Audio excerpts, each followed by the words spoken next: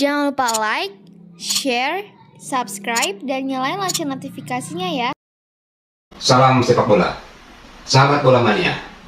Jumpa lagi dalam Bola Mania Channel bersama Yosef Tertulis.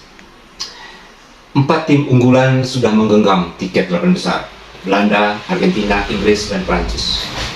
Saat episode ini diproduksi, belum berlangsung laga Jepang kontra Kroasia dan Brasil kontra Korea Selatan. Brasil dan Kroasia memang diunggulkan, tetapi nanti kita lihat siapa yang bakal melaju ke 8 besar. Malam ini dan besok dini hari, 2 tiket tersisa diperebutkan antara Spanyol kontra Maroko dan Portugal kontra Swiss. Dan dalam episode ini, saya mencoba menganalisis laga Spanyol kontra Maroko. Para pengamat juga pasar taruhan menjagokan Spanyol yang akan melenggang ke babak 8 besar. WhoScore memprediksi Spanyol menang 2-1.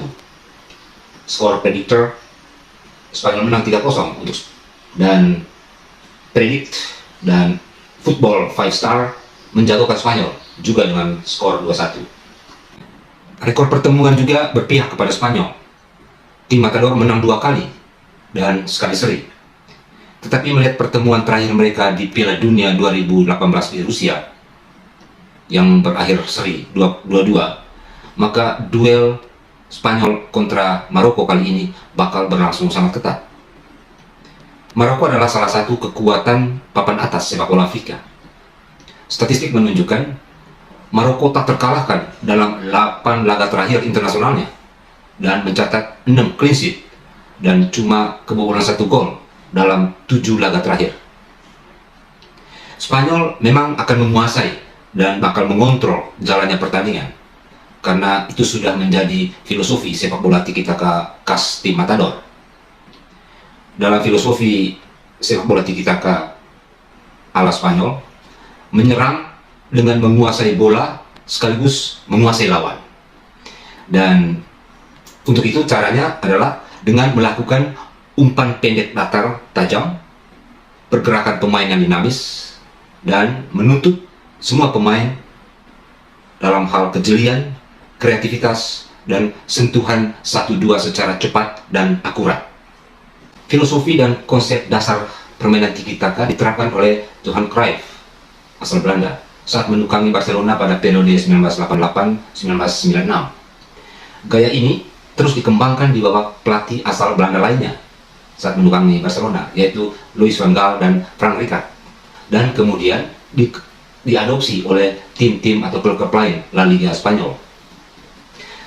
Tradisi permainan tiki-taka Barcelona menghasilkan kesuksesan luar biasa pada masa pelatih Josep Guardiola menukangi Barcelona pada tahun 2008 hingga 2012. Dan sistem ini terkenal dengan dihasilkannya generasi pemain yang kebanyakan bertubuh kecil namun secara teknik amat berbakat. Misalnya Xavi Hernandez, Andres Iniesta, Cesc Fabregas, dan Lionel Messi. Mereka dianggap sebagai pemain dengan sentuhan, visi, dan kemampuan umpan yang luar biasa, serta sangat baik dalam menjaga penguasaan bola. Filosofi dan gaya tiki-taka itu terus dibawa oleh Pep Guardiola ketika ia pindah ke Bayern Munchen, dan kini juga menuai kesuksesan di Manchester City.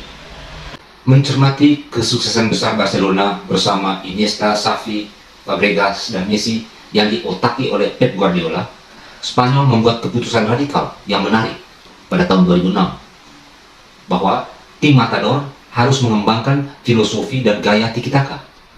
Alasannya, pemain Spanyol secara fisik tidak cukup besar, tidak cukup kuat dan tangguh untuk mengalahkan lawan, terutama tim-tim elit dunia. Maka sebagai gantinya, Spanyol lebih berkonsentrasi untuk menguasai bola. Dan hasilnya luar biasa. 2 tahun kemudian, Luis Aragonés sukses merengkuh Piala Eropa 2008. Lalu, penerusnya, Vicente Del Bosque, merebut Piala Dunia tahun 2010 dan Piala Eropa tahun 2012. Permainan tiki-taka diperankan dengan sempurna di tim Matador oleh Xavi, Iniesta, dan Fabregas. Juga kemudian ada David Silva. Filosofi dan gaya permainan tiki-taka sesungguhnya rumit dan sulit sehingga sulit diadopsi oleh klub-klub lain. Bisa diadopsi tetapi tidak akan mencapai prestasi yang luar biasa.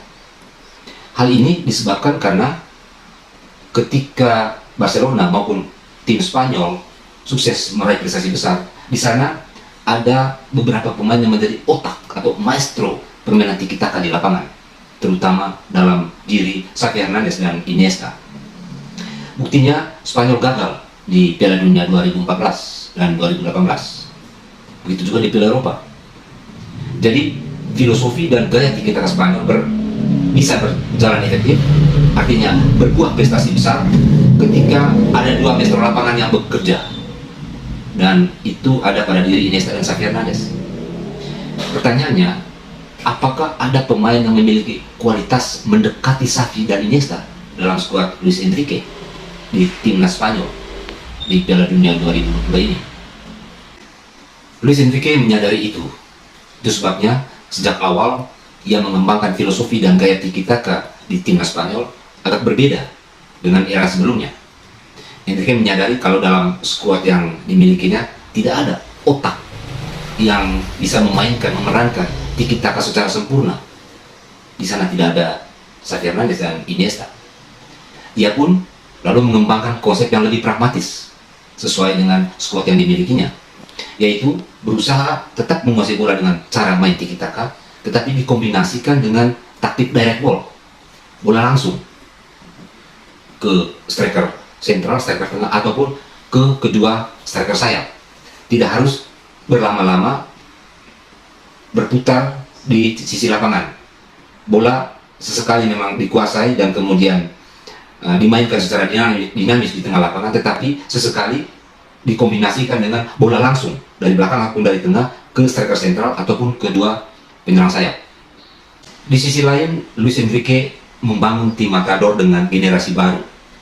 Banyak pemain-pemain muda. Hanya dua pahlawan Spanyol di Piala Eropa 2008 dan 2012, juga di Piala Dunia 2010, yang masih dipakai Luis Enrique, yaitu Jordi Alba dan Sergio Busquets. Beberapa pemain senior yang masih aktif, terutama bek kokoh Sergio Ramos dan Gerard Piqué di jantung pertahanan, tidak dipakai lagi. Dan mungkin karena itu Piqué akhirnya gantung sepatu sekitar sebulan yang lalu menjelang Piala Dunia 2022 ini digelar. Pertanyaannya, mampukah generasi baru Luis Enrique dengan taktik kombinasi ball possession dan direct ball yang dibangun Enrique berbicara lebih jauh di Piala Dunia 2022 Qatar, termasuk meredam agresivitas penuh tenaga singa Atlas Maroko dini hari nanti?